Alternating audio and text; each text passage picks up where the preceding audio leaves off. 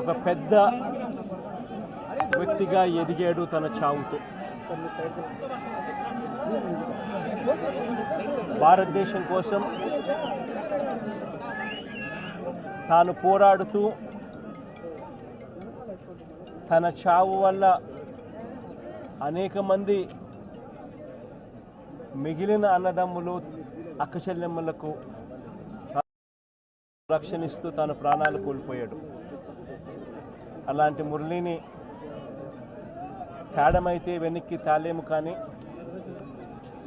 కానీ మురళి చేసిన త్యాగానికైతే మాత్రం ఆంధ్ర రాష్ట్రంలో ఉన్న ప్రతి ఒక్కరం కూడా మురళికి ఇప్పటికీ కూడా రుణపడే ఉంటాం. రాష్ట్ర ప్రభుత్వం మొట్టమొదటిసారిగా ఏ జవాన్ చనిపోయినా కూడా ఆ జవాన్లకు ఇటువంటి ఘటనలో ఏదైనా కానీ ప్రాణాలు కోల్పోతే, దేశం కోసం పోరాటం చేస్తూ ప్రాణాలు కోల్పోతే 50 లక్షల రూపాయలు ఇచ్చే సాంప్రదాయం మొదలుపెట్టింది వైఎస్ఆర్సీపీ ప్రభుత్వ హయాంలో మొదలుపెట్టినందుకు చాలా సంతోషపడతా ఉన్నాం. ఆ సాంప్రదాయాన్ని కొనసాగిస్తూ ఇప్పటి ప్రభుత్వం కూడా 50 లక్షల రూపాయలు మురళి కుటుంబానికి ఇవ్వడానికి ముందుకు వచ్చినందుకు ఈ ప్రభుత్వానికి కూడా కృతజ్ఞతలే. పార్టీ తరపు నుంచి అన్ని రకాలుగా మురళికి అండగా తోడుగా ఉంటాం. పార్టీ తరపు నుంచి ఒక 25 లక్షల రూపాయలు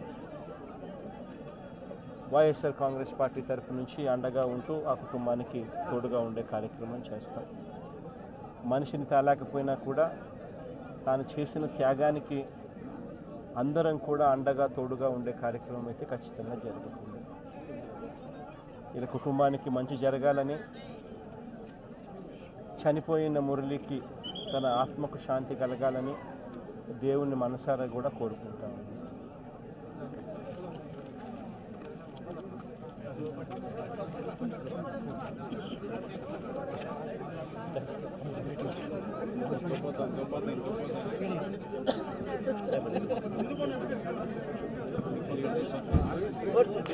కోటి కోటి ధన్యవాదాలు సార్. సార్